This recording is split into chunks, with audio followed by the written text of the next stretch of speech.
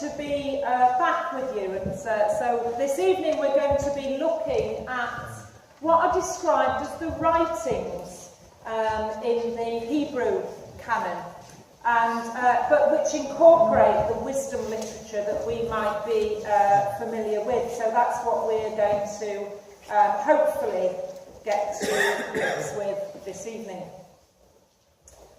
So let's make a start in terms of these are the books that are contained in the Hebrew canons and the Old Testament. And you'll note perhaps that in the Hebrew canon there are a lot more of the writings, and on the slide there I've put for you where in the Old Testament we would include the writings that that are called the writings, where we would include them. So in terms of wisdom literature, what we define as wisdom literature in the Christian tradition in the Old Testament is the books of Job, Psalms, Proverbs, Ecclesiastes, and the Song of Solomon, or the Song of Songs, alongside some others. And you can see there that some of the others that we find in the Hebrew canon are found in our other writings, in either what we classify as the historical books or in the prophets. And so why in a sense the difference? Why is there a difference in the Hebrew canon as opposed to the Protestant tradition? And Walter Brueggemann, some of you may be familiar with that name, a much revered scholar in Old Testament, writes that the writings likely reflect an awareness that Judaism was developed to scroll making in a context where it was particularly vulnerable. And there's a recognition that the primal scroll makers are scribes who preserve old traditions and interpret them by way of commentary. So in terms of the Hebrew canon, those books on your left-hand side are sort of not considered to be the great historical narratives of the Israelite tradition, but they are the sort of development of the thinking about God and what God was doing. And what is most important about this is that during the time of these books were not necessarily written but collated, that the most important people in this time are the sages. So we've gone beyond the kings. We've no longer got the kings. If you were here a couple of weeks ago, when we've been through the kingdom and it's been divided, and then the Israelites they've gone into Babylon and been exiled, and they've come back, and they're now a province of the Persian Empire. There's this sense that the most important people at that time are not the kings, because there's no longer any kings, but the people who are trying to maintain the tradition. And so a lot of the writing that comes out of this period, a lot of the work that's collated together using the original sources, comes from here. And one of the most important things about this is in terms of how the way in which, when the books are all collated, how the sages are trying to link the writings back to their Deuteronomistic history. So they're trying to make sense of what's gone before and of the laws that they were given in Deuteronomy. Okay, so as I said, this collection basically arises out of Second Temple Judaism, the period after the Babylonian exile and when they return back to Jerusalem. So that's just a brief introduction in a way. So we'll unpack more of that as we go on. But in a sense, let's do what we've been doing over the last few sessions by getting started. So if we're going to talk about wisdom literature, these questions just to chat about amongst yourselves, just to get our little grey cells working a little bit. What do we mean by wisdom?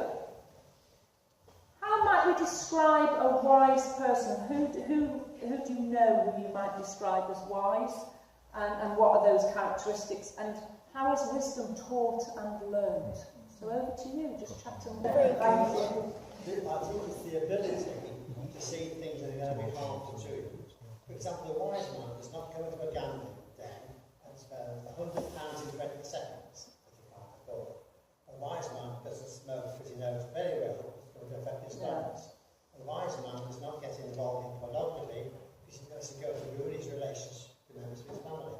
I think it's the ability to see what's wrong and right and to avoid all kinds of things that will harm you spiritually. Yes, thank you. Yeah. So wisdom. So are you saying wisdom is the knowledge of what's right and wrong? Yes, partly. Yes. Yes, partly. I mean, my question then would be, who establishes what's right and wrong? Well, I follow Jesus. Thank you. Praise the Lord. Yes. Yes. No, but I raise that question seriously because one of the things about wisdom literature, which we'll come back to hopefully during the course of this, is about whether actually wisdom literature is concerned with social control and right behaviour, however you measure right behaviour, and all through the line, somebody decides what right behaviour is. And wisdom literature is very often considered to be how we teach the next generation proper behaviour, right behaviour. But as I said, somebody somewhere decides what that right behaviour is, depending on what particular context we might be in. So, thank you. Surely knowing God is the beginning of wisdom. Yes. So that's great wisdom. Yes. The fear of the Lord is the beginning of wisdom. Yes, thank you. We were saying what does it mean to be wise, and I suggested that perhaps someone like Stephen Fry might be very wise. He's very knowledgeable, he knows a little bit about everything, but it wouldn't be him being an atheist. He wouldn't necessarily. It wouldn't be God-given necessarily. Interesting. We've all been made in God's image, and He's given us the power to thought. And you have to have thought, and the word that I'm missing is abstract thought. You need to be able to have abstract thought in order to be wise. And every human being has got the ability to abstract thought to a degree. So it's not a black and white. Some people have wisdom and some other people don't have any wisdom at all. It is a spectrum. Some are more wise than others. But we all have the God-given ability to be wise. Whether we choose to use it or not, another.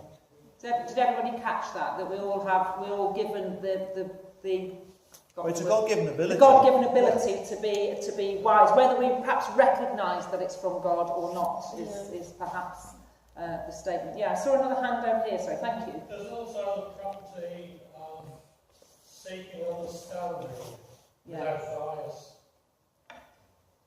Yes, so there's a sense, isn't there, that it's not just knowledge for knowledge's sake. I mean, I'm fascinated by, I'm fascinated by quizzes and things, and I used to be in complete awe of people who were really good at quizzes. I've just now, subsequently this minute, but I've kind of come to realise that they just have the ability to remember a lot of facts. And also, I mean, I was amazed once to learn that, if you play Scrabble, and apologies to any of you who are good at Scrabble, I don't play, and I certainly don't play it with my husband because he takes too long to put his counters down, his squares down, so we have to get the egg timer out on it. But, actually I used to think people who played Scrabble were really good at kind of English language and knew lots of it, but what I came to realise was that actually they're very good at knowing what words score high marks, and they may not necessarily be interested in what the word actually means. So they don't necessarily have a love of words and language and all of that. So, so there's knowledge, isn't there? And then there's gaining knowledge in terms of gaining an understanding of something. So thank you for that. Yeah, there was somebody over there. You made a clear distinction, actually, between wisdom and knowledge in the way that you just described that. So that, gaining facts of whatever, like in the Stephen Fry example, for us, the distinct, I think, from wisdom, which was, in our view, was gained from knowledge, from experience, rather. So you gain wisdom from experience, and the amount of experience, not necessarily age either. So Yes. you can be 90 and have not a lot of wisdom because you haven't had the experience that gives you that. And also the ability to learn as well from your experience. Or you could be 30 and have a lot of experience and therefore more wisdom. We make those connections. Yes, thank you. But that's what we... Yes, thank you, that's really helpful. And there is that sense, isn't there, of that, that experience comes into play in terms of gaining wisdom. So actually by, in a sense, living in the world and making our mistakes and learning from them, you know, that might be counted as wisdom. And yes, thank you. And that's quite a key factor, kind of wisdom. The key is learning from. So, would you say that wisdom is discernment gained from knowledge and experience? Something along those lines, yes. Thank you. That's really good. Yeah, thank you. Yeah, and I want to come over there because you were going to... Right, no. I think knowledge is about knowing people and how they respond and react to certain situations or certain ideas.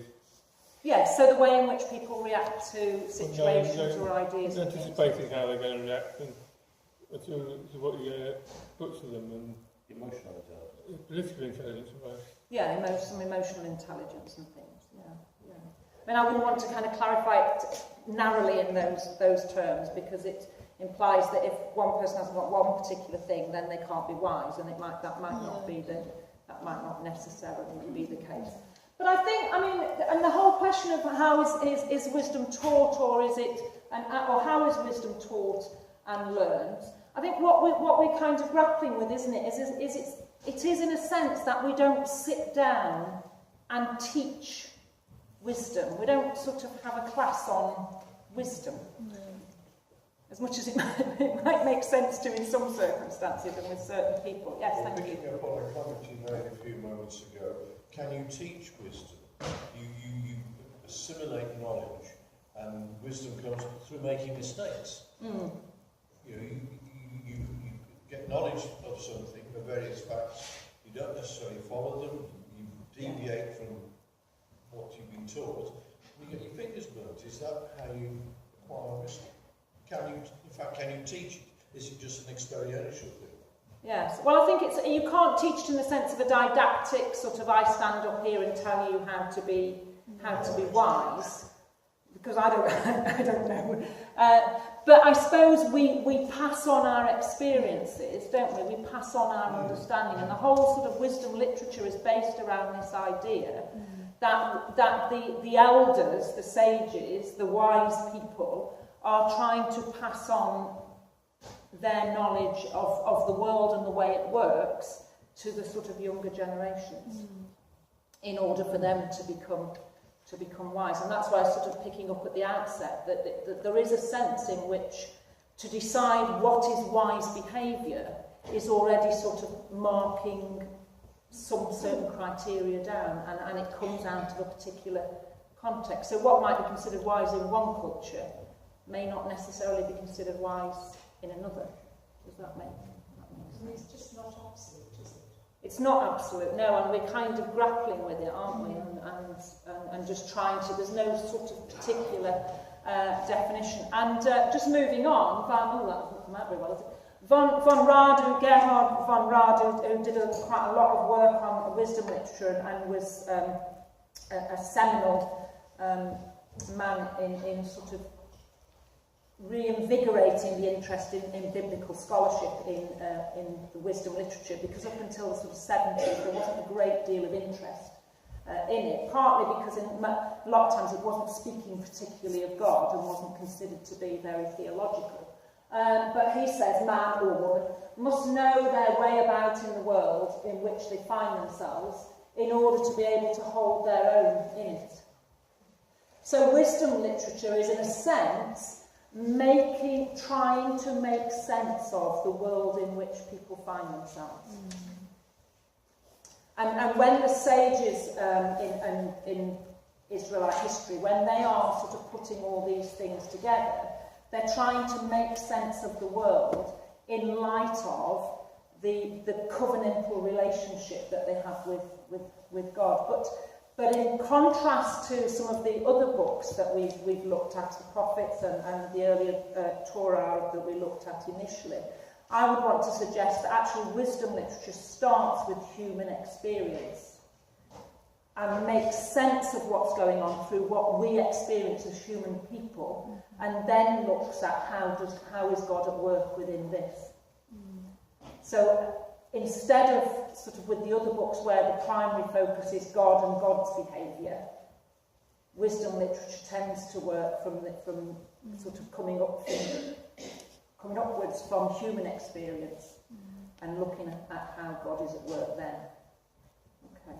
So wisdom literature generally is concerned with the human search for knowledge.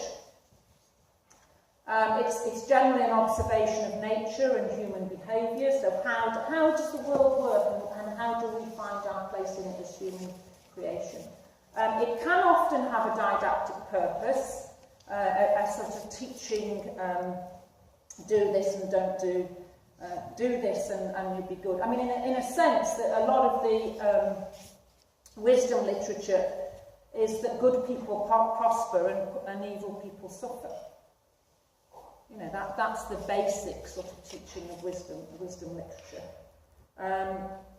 And one of the questions is about whether it is non-revelatory speech, in that God isn't, you know, we don't find in wisdom literature the word, thus says the Lord. We're trying to work out what God might be saying to us through human experience.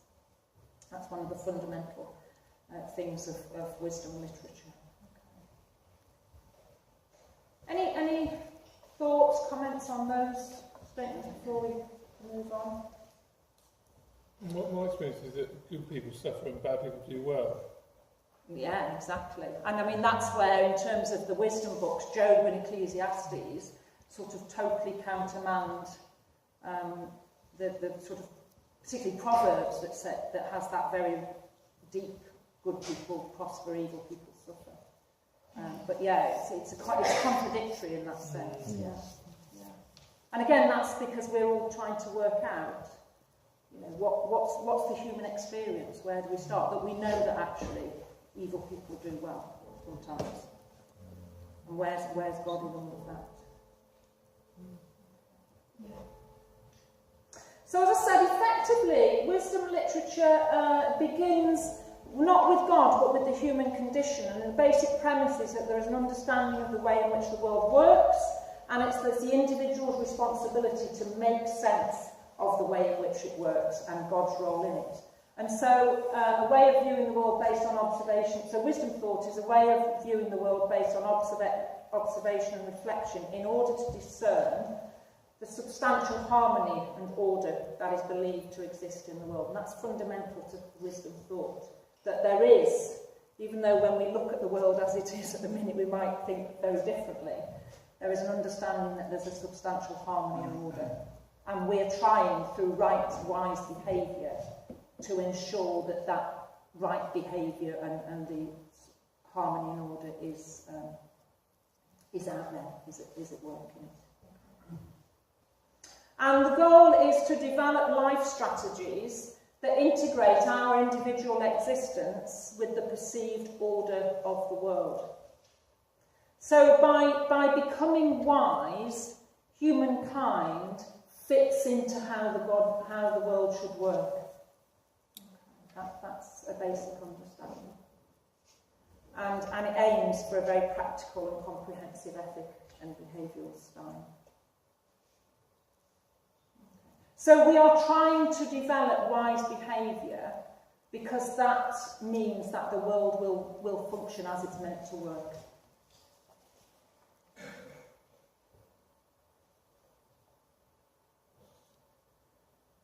And some of the words that appear in terms of wisdom thought, cosmology, as I said, that there is a created order, and what is known as the nexus of deed and consequence.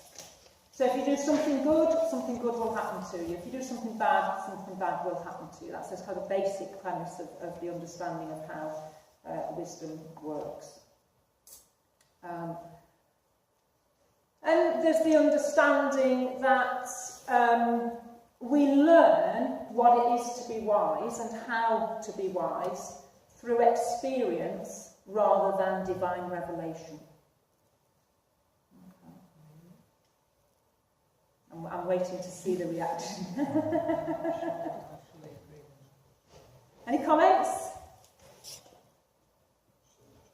Well, we don't have an angel visiting us with a message, do we? To say, I'm sorry, I can't. Can you just... We don't have an angel visiting us with a message.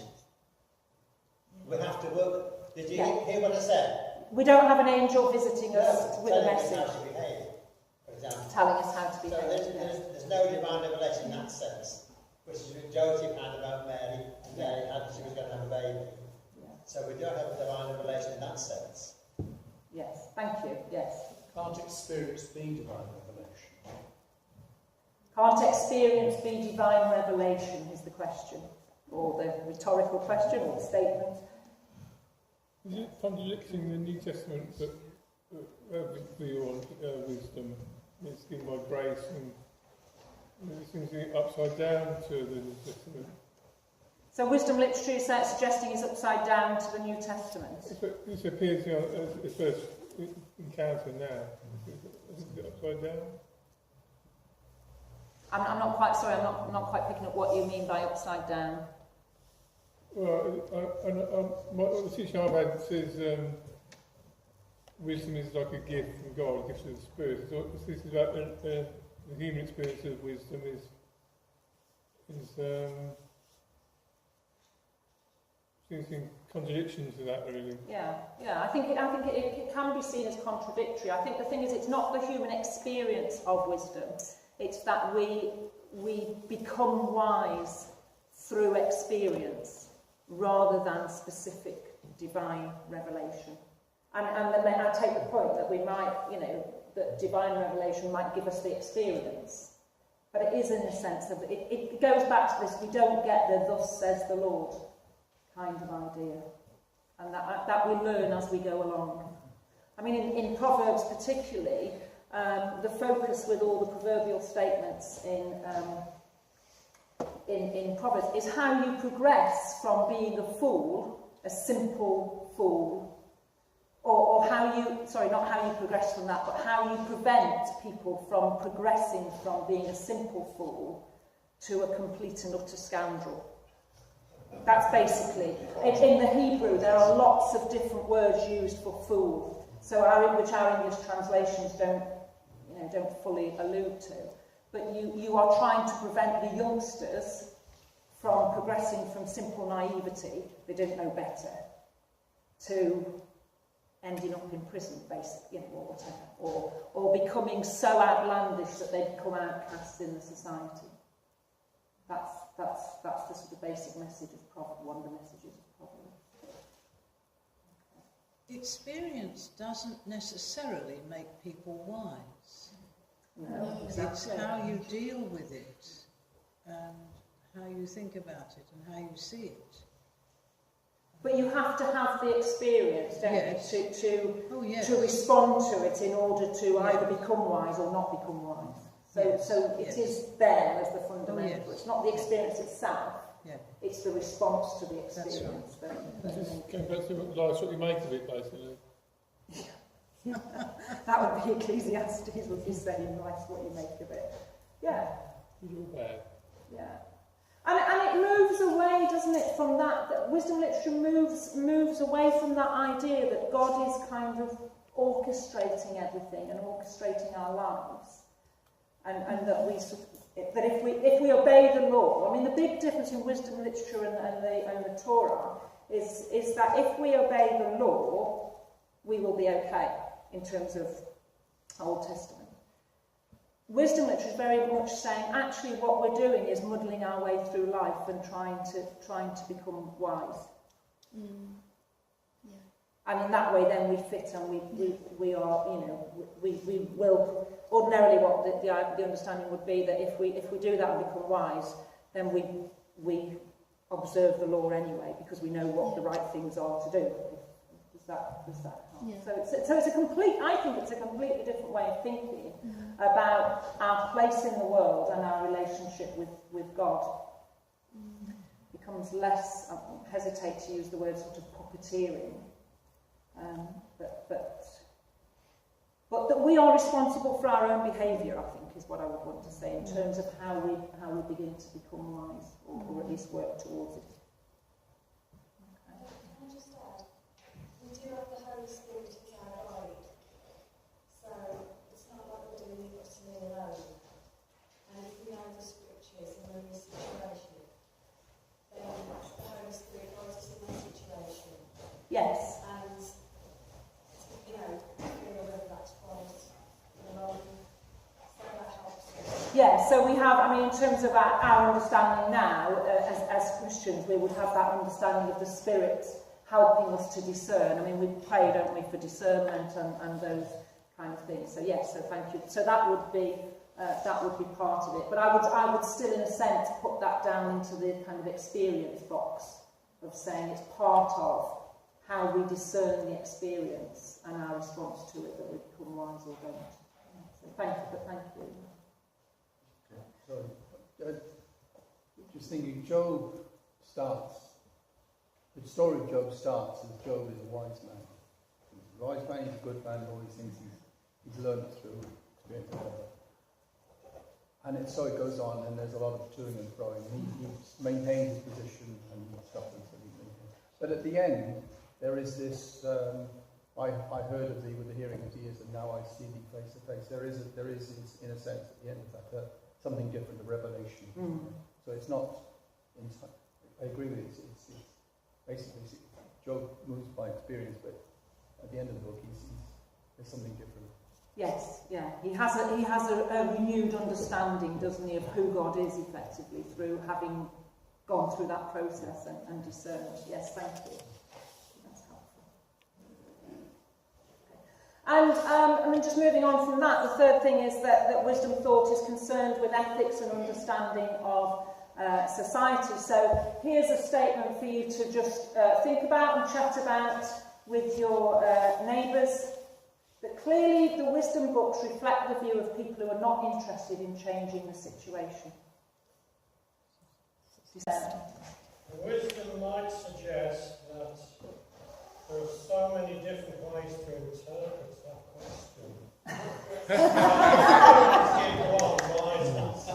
Thank you, yes. That's a good Church of England answer. Yes.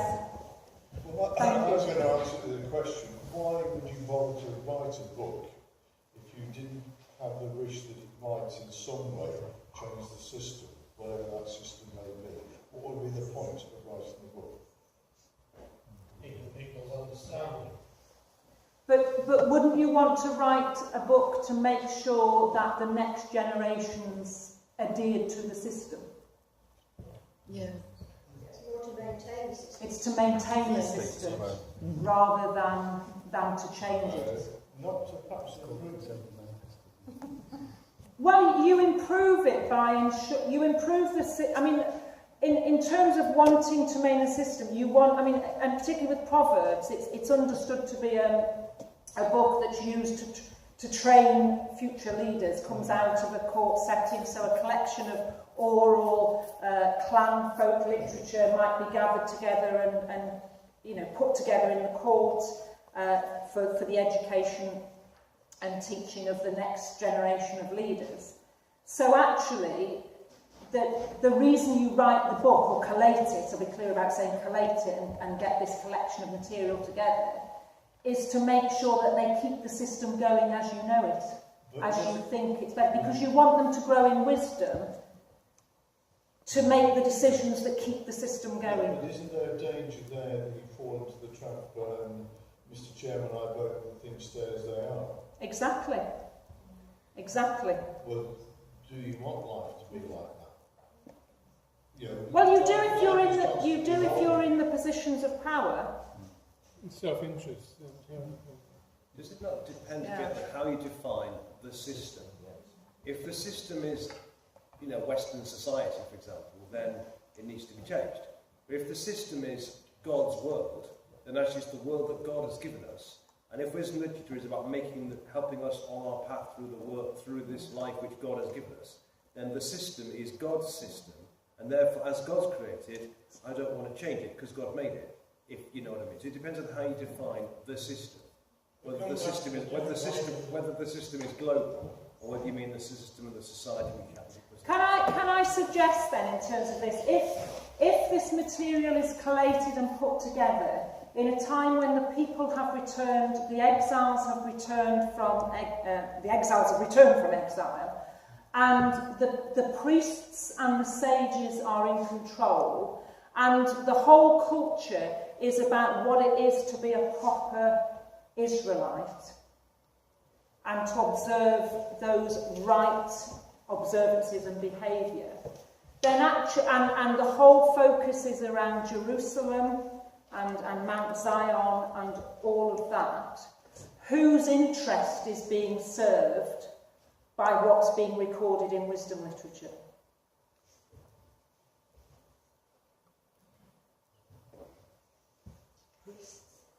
Thank you. It's the priests and the leaders and all of, we might argue, it's that. It comes from a particular...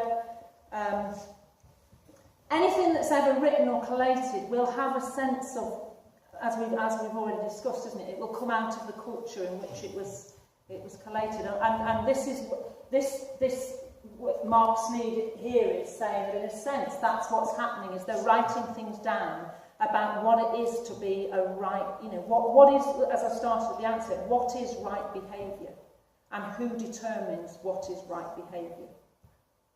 Now, because we tend to say, well, actually it's okay because it's the Israelite people and it's God, and God's involved and everything else, therefore it must be okay and it must be right. Some of this thinking challenges that idea in effectively saying, yes, actually, God is in charge, it is wisdom literature and everything, but look at what God said through the prophets to the leaders. We looked at some of that last time, didn't we? You know, that in the prophets we have, thus says the Lord, directly challenging the human condition and having a concern. And if the continual criticism of the leaders of the day is that they've forgotten their primary responsibility to take care of the widows and the orphans, and if we look at sort of, say, proverbial literature, and it's saying, if you're hungry, it's your own fault because you mustn't be working hard enough, whose interests are being served? If you're ill, it's your own fault.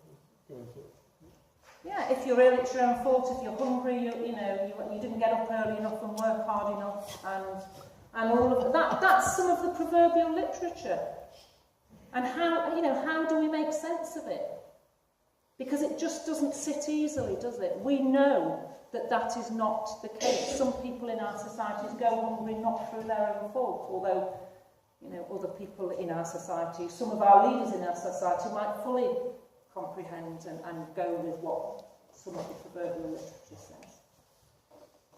So it's not a neat, so I think what I'm trying to say is it's not a neat fix-all. So as I've said right at the outset from these lectures, if we understand where this material has come from and how it's got onto our sort of printed page, then we might be able to not deny the truth that is in there, but at least dig a little bit under the surface and think about what it is actually saying and what that might say about the human condition and about God and God's relationship with the world and humanity. So that's where I wanted to go with that. So in terms of this whole idea then of wisdom thought, what we're basically saying is that religion and cult is an area and resource of life, and it's non-revelatory in terms of wisdom literature's understanding. And unlike other domains, confidence is not in Yahweh, bizarrely, confidence is not in Yahweh as the authoritative revealer. Instead, religion is tested and determined and integrated with the rest of knowledge and truth. So actually there is, for the sages and for the people of that time, there is no sacred and secular. God is in charge of the world, and it's all sacred, and we are trying to understand our place in the world, in our place in God's created order. So God is not abandoned in wisdom literature. But as I said, we're starting from the human condition. We're trying to make sense of God in the world from how we experience the world, rather than God telling us how it's like, what it's like. And so, in a sense, the sages give their allegiance to Yahweh, in the most part, not as bound to divine revelation, but assenting to a truth that they have, that they've established through human reflection. So they've reflected on the world and the way it works, and said, yes, we've seen how it works, and therefore Yahweh is there, and there is evidence of Yahweh at work in the world. That's how it works. It starts, as I try to say, it starts from the bottom, from us as humans, and then kind of says, yes, God is at work, because I understand how the world works, and I can see what's going on. Okay. And so therefore, when we get to the Torah and the laws, that's seen as an affirmation of an orderly world that undergirds right practice. Yes, thank you. Can I ask you what the answer to the question is?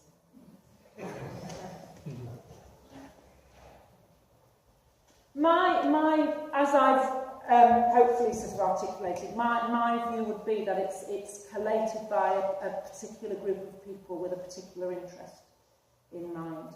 In changing the system? No.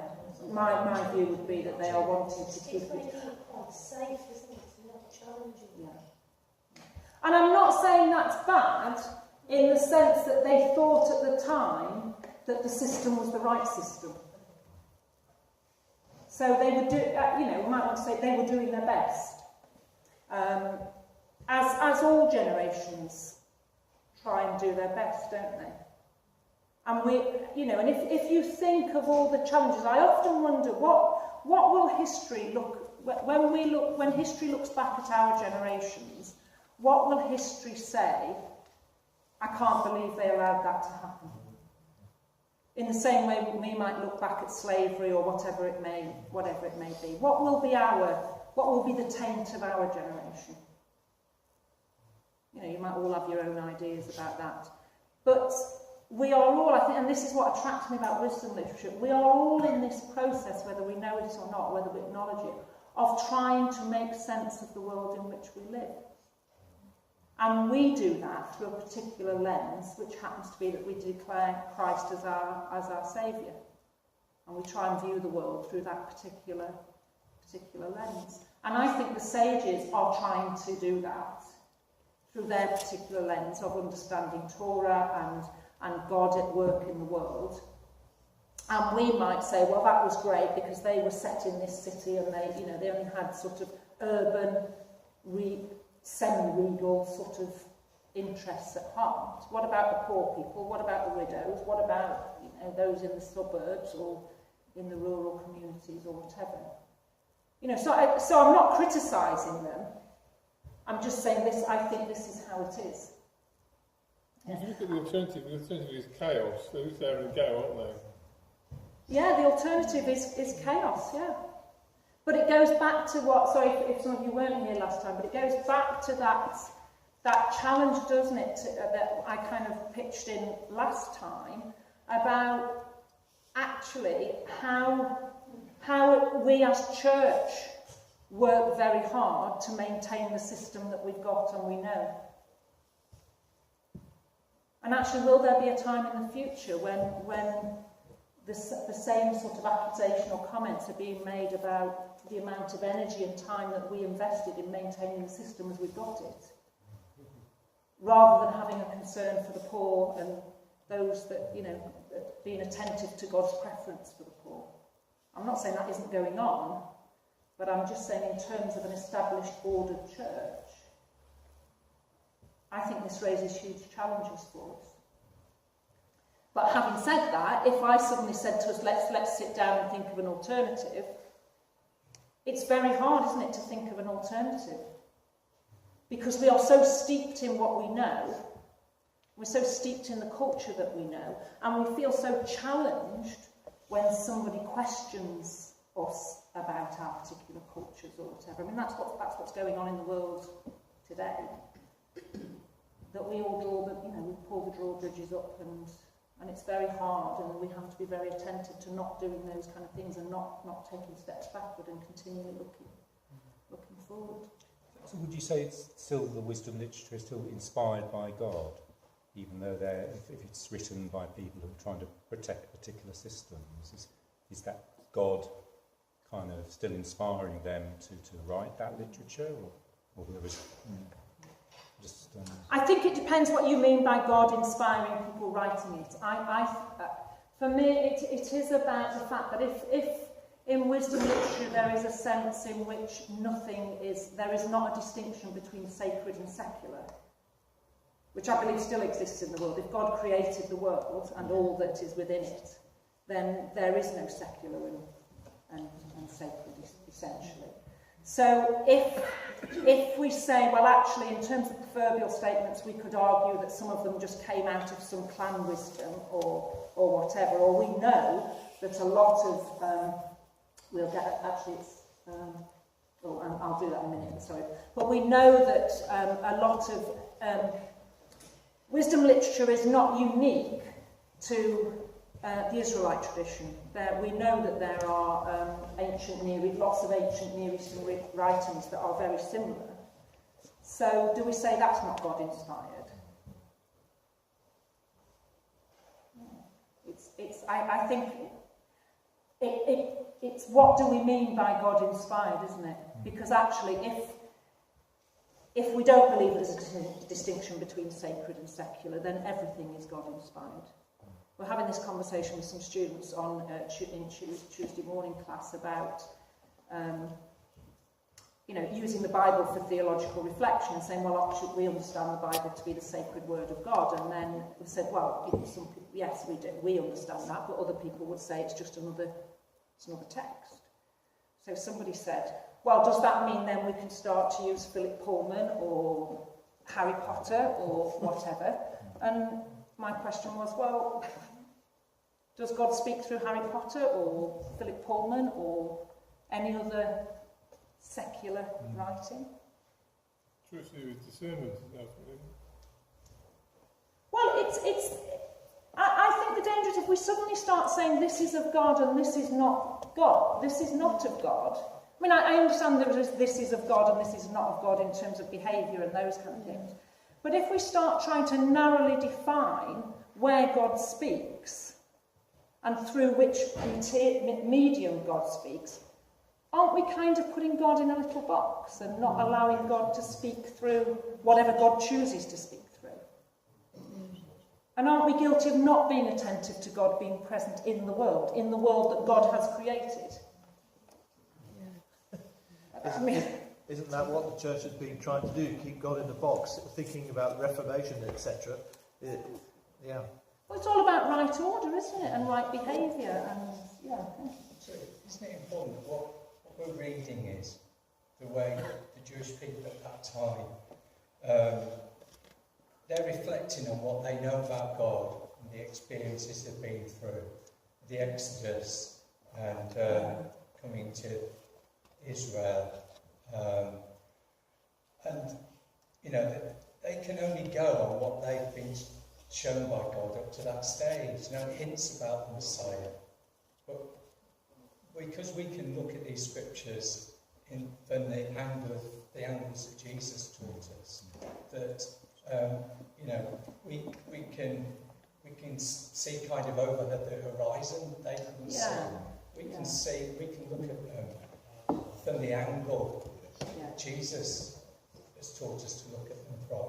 So it is important to understand when they were written and what they knew of God up to that stage. Thank you, And that really is my great passion for the Old Testament in terms of it. I think we simplify it and we don't do it justice if we simply look at it as a kind of how does this point to Jesus. And please understand me, I'm not saying that I don't believe that it points to Jesus. In some ways, the Christian tradition has used that and it's beneficial and it's helpful. But actually, we lose if we only look at it through that particular lens. we lose the richness and the diversity, and we lose what it has to teach us about some pretty fundamental ways of being human and engaging with the world. Because they are dealing, the Israelite people are dealing with exactly the same kind of things that we are dealing with. The wonderful thing yesterday about teaching some of the students on reader training was they're saying, flipping heck, nothing's changed, has it? Well, no, basically. No. And if we can sort of diverge, not to decry and deny that God isn't present in those scriptures, because I firmly believe God is present in those scriptures, but to understand the way in which people have grappled through generations and generations to understand how God is at work in the world and how God is in relationship with them and they are in relationship with God, and what it means to live in a covenant relationship with God. What it means to actually live in relationship with God, who is so gracious and so wonderful, that he sent his son to die for us. But also that huge responsibility that demands of us. And of course, what a lot of our narratives in the Old Testament are is an explanation of that demand that God placed on his people. Because actually I can give you all of this, but I expect something in return. So, sorry, it sounded like a sermon then. Yeah, so hopefully some of my kind of passion for it comes out. But can I move on to just defining wisdom literature? So in terms of if we've struggled in some ways to kind of think about what wisdom is and how we might define wisdom, the same goes for how we might define wisdom literature, because we like to, us biblical scholars, we like to define and categorise and because it helps us understand the text better. So they will define wisdom literature by the use of the word for wise. Chokhmah is one of several words for translated as wisdom, and it will be all about pragmatic skills or administrative skills, or it's used to describe Solomon, although some of the behaviour might have been considered less than wise. Some native wit, cunning often, and lifelong learning. It also has that ethical and religious quality. So the fear of the Lord is the beginning of all knowledge in Proverbs 1. And the Lord gives wisdom. And so there's that idea of sort of awe and respect and wonder that's bound up in the words that are used of wise. So, and then the second way in which we might identify wisdom literature is by its interests and focus. So Proverbs and Ecclesiastes regularly use that word chokhmah. They use command verbs, always sort of saying listen, pay attention to, listen up, all those kind of things, and the way in which the literature is actually written. And then Proverbs and Ecclesiastes and Job, they have this universal perspective on life, which isn't specific to Israel, and quite a humanistic view, as we've talked about, with little or no revelation of a language of revelation, and a curiosity about the way in which the world works. So that would be another way of defining it. Yet another way is to think of the genre, so the type of writing. So either Proverbs, as in those little statements that we're all familiar with, either from the Bible or from our own kind of culture and tradition. Poetry and instruction. Folk tales from folk or clan wisdom. So basically what we have is the social settings that can give rise to wisdom literature, which can either be, as I said, folk or clan wisdom. So sayings that have been gathered around the fire and on the mother's knee and all of those things that we will ordinarily, I mean, if you think about it, think about the kind of proverbs that you learnt as children and that you've perhaps passed on to, the next generations. We will all have those things. It took me a long time to understand that the Wrekin was an actual place. When I went somewhere, I don't know, wherever it was, and said, oh gosh, it's like going around the Wrekin, isn't it? And everybody looked at me. I was like, I didn't realise it was that, for a long time, I didn't realise it was a place. Yeah, and I've led a very sheltered life. So, so we get those kind of folk or clan wisdom, and then we get the royal court wisdom, and as I said, all of this collated, not necessarily written. A lot of this will have been all from an oral tradition, but collated in the Second Temple period, put together with a particular editorial strategy. Okay. And as I said, there is this, we have evidence of texts in the ancient Near East, particularly the instruction of Amenemope, some Egyptian scripts, which there are a lot of very similar writings. So in the Egyptian script, do not eat in the presence of an official and then set your mouth before him. If you are sated, pretend to chew. Content yourself with your saliva. There you go. Next time you go to a banquet, remember that. And Proverbs, the sort of equivalent. When you sit down to eat with a ruler, observe carefully what is before you, and put a knife to your throat if you have a big appetite. It's good, isn't it?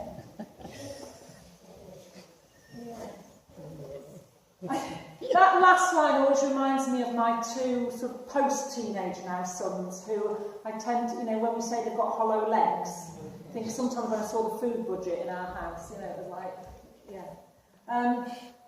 but I wouldn't recommend that. But again, in terms of the setting, can you see how that is likely to come out of the royal court wisdom? That's not likely something you'd be telling your children around the campfire, is it, when you're living in a tent and you're pretty nomadic or whatever? Because it's all about not showing yourself up to the people who can likely promote you to your next job. As we move on a little bit, I think one of the reasons that was sort of difficulty in deciding in terms of wisdom literature what of the books that I was going to focus on. And I think I've focused on Psalms primarily because it's one of the most familiar, isn't it, to us within the Christian tradition. Some of us will be used to hearing them every Sunday in terms of our liturgy, may use them in our own personal devotions. And of course they are rich in imagery, in a sense. The 150 books, sorry, not books, 150 Psalms. And of course we do use them in our liturgy. If we think about Good Friday and the use of Psalm 22, and very often we might say they are the scripture that Jesus quoted, or is written down as recorded as him having. I'm sure he quoted lots of others, but they're the ones that got written down in the gospel narratives. Okay. So yes, and traditionally in the Christian tradition, Psalms 2 and 110, the royal psalms are taken up by the early church to articulate the Davidic claim, or the Davidic claims of Jesus of Nazareth. So the promises. So we look at those and we read into those psalms the promises that God have been fulfilled in terms of the messianic king. So again, I'm going to return to one of my favourite scholars, to Walter Brueggemann, and he says that the Psalms are a response to God's miraculous interventions as creator and covenant maker. The Psalms constitute the quintessential articulation of Israel's faith in the primal utterance of Israel's speech back to Yahweh in affirmation and in distress, and in testimony to the world concerning the wonders of Yahweh. The Book of Psalms is an ancient mapping that has continued through the centuries to be the primal guide for faith and worship in both the synagogue and the church. So I like to think that what he's effectively saying is that it's a kind of conversation. Psalms are a conversation that is going on between God and God's people. And we, in a sense, can still use them in that way to enable us to articulate to God our great joys and our great distresses. So I think I like that statement. So just to unpack Psalms a little bit, it's understood, as you might now imagine from some of the things that I've been saying over these last few weeks, that it's a curated collection, thought to have been put together and collated into 5 books within the book of Psalms. And of course, we might ordinarily understand the authorship to have been originally understood to have been attributed to David, and there are 73 Psalms which have David's name as the superscription, and in 13 of those the psalm is associated with an event in David's life. But it's now obviously more generally understood that the superscription, a Psalm of David, was added probably at a later date, presumably to give some weight to the psalm. It's better, isn't it? The credibility of a psalm carries more weight if it carries the name of a king than it does, as I was saying last week, of Mrs. Jones who lived down the road or whatever. There is something about that element. That's not to say that they might have arisen out of that time. Of course, they may have done, but to say that we might be less certain about whether David actually wrote them nowadays. Again, I want people to understand very clearly that I'm not saying that that means that they're any less important or whatever. It's just that we just simply don't know. And according to the Midrash, so the Jewish expansion of writings on particular Hebrew books, Psalm 1, the Midrash on Psalm 1, the 5 books of David correspond, so those 5 collections there are thought to respond to the 5 books of Moses, so Genesis, Exodus, Leviticus, Numbers and Deuteronomy, so a sort of neat collation before that. And we understand now that the collection was gathered together at quite a late date post-exilic. And so what we see, if we think back to last time, if we think about how the prophets were working in across the empires, then it's probably likely that the psalm material was coming out of those over that period of time as well, and would have just been collated much later on. So it's a collection of material that's come about from different times. And again, it'd be interesting to have a look at those psalms and see actually what's the focus of this, and where might that sit in terms of where Israel was and what was going on at the time, and we can perhaps read then, make a better understanding of the psalm. So there's your 5 books. And in terms of how we understand the dating, the first 2 books we understand to have arisen, and I've done a sort of summary on your handout of all of this. So we understand those to have been the rise of Israel under the kings, and then the book 3 to come out of the period of destruction, and the latter 2 books to have arisen or been collated, put together during the return and the restoration. And so there's an understanding that the Psalter developed book by book, and books 1 to 3, the first 3 explore that sort of Davidic covenant and its failure. So it takes us up to the destruction of Jerusalem and what have you. And then in terms of these are the psalm numbers. So Psalm 2, Psalm 72, Psalm 89 are all, they all arise at particular, they're thought to be scenes, so they're real psalms at key points, they're scenes, so they sort of begin and end books, so a clear Davidic focus on those. And then there's some enthronement, so this we move away from the kings, so the rise of Israel under monarchy and the destruction, so we no longer have human kings. We then have psalms which speak of God as king. So we kind of almost go back to the right way that God is king, and we shouldn't have had human kings anyway. And then there's what we think happened in terms of the collation of all of this is that there's a later wisdom framework that's added. Because there's an understanding that the original books might have ended at 119, and Psalms 119, 73 and 119, sorry this is a bit of a whiz, are thought to be wisdom psalms. And there is this tension, in a sense, between if there is a huge focus in a lot of our psalms on human kingship, how does that work with the fact that Israel shouldn't have had kings in the first place? Okay. Because if you remember, and we'll probably come back to do some of this next time when we look at the narratives a little more, the historical accounts, Israel, God almost, dare I say it, gave in to Israel's demand for a king because they wanted a king because they wanted to be like all of their neighbours. And they were supposed to only have one king, which was Yahweh. And so there's a tension in the Psalms between the Psalms which focus so heavily on kind of human kingship with this sense that they should never have needed one. And actually, if they'd just paid attention to the Torah, they'd have been fine, and wisdom literature. And Torah generally means not law, but instruction. And so what we find is there's almost an overlaying of sort of instruction psalms, wisdom psalms, that get put into the Psalter to try and balance this, or try and negate this tension. And perhaps that will become a bit clearer as we work through. And these are some of the classifications of the Psalms.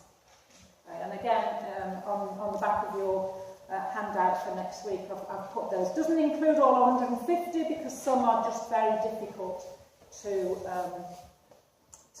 categorise in this way. But this generally comes from Gunkel is one of the big names in Psalm studies, and he first did a sort of categorisation by form and content and all of that, and came up with some of these classifications. And I'm just going to whiz through them, if I may. So basically, in terms of the types of psalms we have psalms of celebration. So we have communal hymns, and we have individual songs of thanksgiving.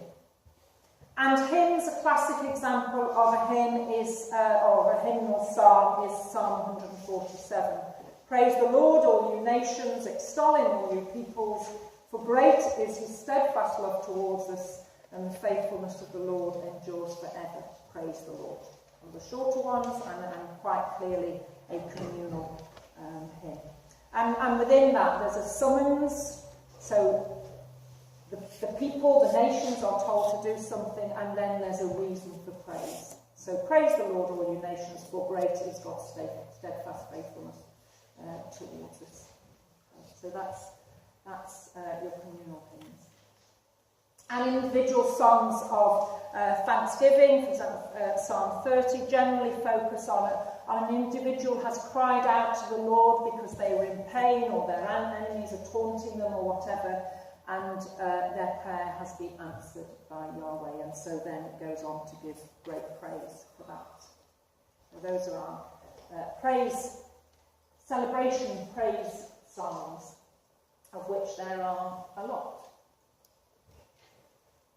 The other classification, one of the main ones, is protest and petition.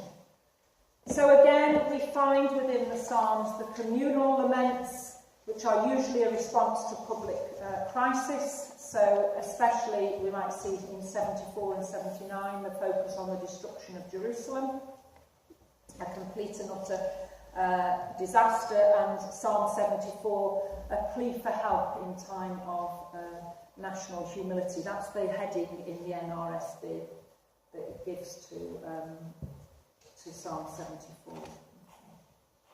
And what usually happens in our communal laments is that we find that there's a description of the disaster, and apparently, and it's almost like they have to describe it to try and provoke Yahweh's interest. So come on, Lord, have you not seen that this is what's happened to us? Okay. Then there's a doxology, so it praises, it reminds Yahweh of how great Yahweh is. So, we've told you about this problem that we're facing, God. Now we're going to, don't you remember how good you are? And actually that's reminiscent, isn't it? If you think about Moses, when God is going to destroy something like, I can't quite remember, so my brain's going, but Moses actually pleads with God and says to God, hang on a minute, God, don't you remember you made a promise, so if you go down this route, you're going to look like you've broken your promise. That's my paraphrasing of the situation. And here we see this in the Psalms as well, a reminder of God, a reminder to God of how great God is. Then there's a petition, so that actually, come on, God, get your finger out and you sort it out for us. Again, this is all my paraphrasing. I didn't actually say this in the text. And that's how they generally sort of end, is like, come on, God, let's please, rise up. On Psalm 74 finishes with, rise up, O God, plead your cause. Remember how the impious scoff at you all day long. Isn't it interesting how they have the audacity to say to God, God, they're saying horrible things about you. Come on, you need to do something about this. We can't have our enemies name calling you. So I just think it's quite fascinating. And individual laments are just a similar kind of thing, but in terms of personal distress. So Psalm 13, they make a complaint and they petition God, and then they give God a reason for him to intervene, and then there's usually a glad resolution, and they move from the individual laments move from this sense of a plea to a praise. And there's a general understanding that this shift of plea to praise is because sort of in the background somewhere, the psalmist is reminded that they are not to fear. Okay. Fear not, God is in control. God will sort things out. And so that's usually what happens.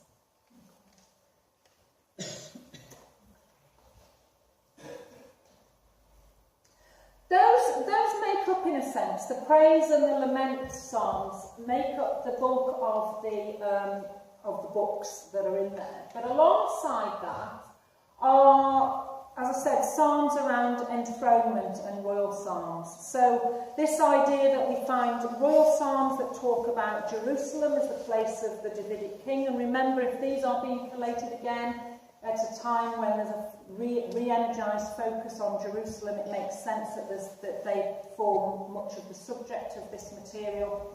But also these enthronement psalms that talk about Yahweh is king. Okay. And so there's a sense in which the Psalter as a whole has a very heavy Jerusalem accent. So it's focused around Jerusalem, around the notions of kingship, about who's king, and all of that. And as I said, it suggests that it was compiled in and around Jerusalem, and that's its key theological place. That it's its key theological focus. Jerusalem is the place where Yahweh abides, and especially if we're thinking about that rebuilding of the temple. Okay. And so in a sense, when we get to particularly Psalm 72, God abides in the temple and is celebrated as creator and king, and all is right with the world because God is back where God belongs. That's Psalm 72, I think. So it reads, he rejected the tent of Joseph, he did not choose the tribe of Ephraim, but he chose the tribe of Judah, Mount Zion, which he loves. He built his sanctuary like the high heavens, like the earth which he has founded forever. He chose his servant David and took him from the sheepfolds. From tending the nursing ewes, he brought him to be the shepherd of his people Jacob, of Israel his inheritance. With upright heart he tended them and guided them with skillful hand. Isn't God good? And so there is, as I said, there is this rhetoric that invests the city and the temple with unconditional permanence. So everything is right again. God is back in the temple. Everything is right. We're back in Jerusalem. And as I said, there's this whole then tension that plays out between actually were they ever called to be kind of settled in a place with a king and this focus on kingship, and we should be completely focused on God. And so, the book, in a sense, receives a Torah editing. And it's understood that it might have originally ended with Psalm 119.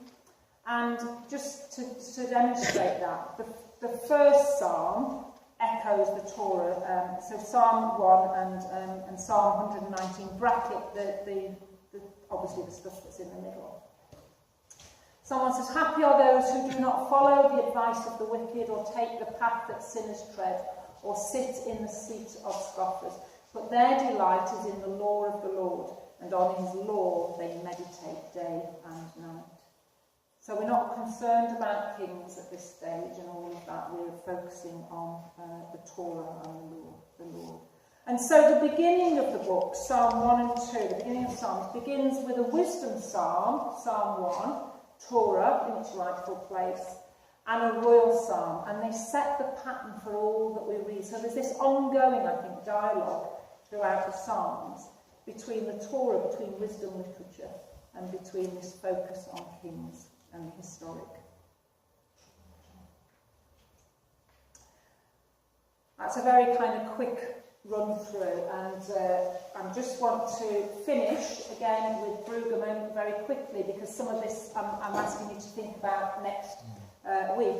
Apologies for slightly overrunning, but Brueggemann suggests that he takes the classifications of the Psalms that you might want to think about, and he reimagines them as psalms of orientation, psalms of disorientation, and psalms of new orientation. And if nothing else, they're easier to remember than all the other categories that we've just looked at. But what he says, I'll leave that as the final thought. What he basically says is psalms of orientation, many of the hymns and the songs and all of that, assure a kind of reliable coherence of the world. The world is as it should be, and everything's fine, and God's in his heavens, and it's great, and we're getting along wonderfully. Thank you very much. Okay. Psalms of disorientation are the cries of the people when life is not as they expected it, when they are disorientated because the world no longer makes sense, and God, in their opinion, is not doing what God should be doing, which is probably smiting the enemies and all of that kind of thing. Okay. So they are disorientated, they are a place. And how then do they find a way of still understanding who God is when the world is not as it should be? So that links back to what we were talking about before about the way wisdom literature and our understanding of wisdom literature works. And then And Psalms of disorientation help us sometimes to think about violence in the Psalms and things. Because if you're angry as a human condition, who else can you take your anger to? And Brueggemann says it's like taking your anger to the therapist. God is your therapist, and rather than going and bashing your enemy's babies onto rocks, you go and tell it all, you get it off your chest, and then you behave in a right and proper way. So that's sort of some of the disorientation. What do we do when we are disorientated? And the Psalms of the new orientation is that we remember that God has promised that we should fear not. And therefore, how do we go through the sort of disorientation and come out and still remember the way? And he finishes with sort of saying, seen in this way, so if we look at orientation, disorientation and new orientation, the Psalter brings this to speech the wonder and risk of life in faith that must be voiced candidly in every season of Israel's life. So we cannot just praise God when all is right in the world, as we know. How do we find ways, both as individuals and as community, of continuing to hold to that idea that we are not to fear, which goes back to what we were talking about last time? How do we find ways of still praising God and recognising God and God's goodness in the world, when actually it looks like it isn't there? And with that, I'm going to finish.